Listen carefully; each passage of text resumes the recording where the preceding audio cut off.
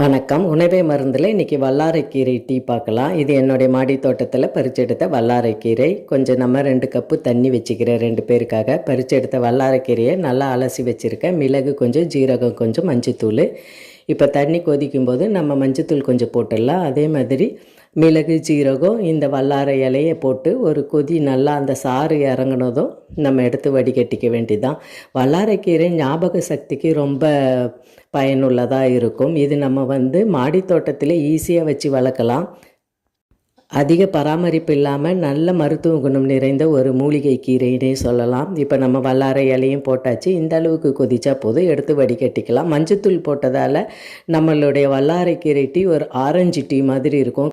ரொம்ப சுவையாகவும் இருக்கும், அதே சமயத்தில் ஹெல்த்தியாகவும் இருக்கும். இந்த மாதிரி மூலிகை டீலாம் நம்ம போடணுன்னா கண்டிப்பாக நம்ம ஒரு மாடி தோட்டத்தில் சின்ன தொட்டிகளில் வளர்த்தால் மட்டும்தான் ஃப்ரெஷ்ஷாக போட முடியும். ட்ரை பண்ணுங்கள். நன்றி, வணக்கம்.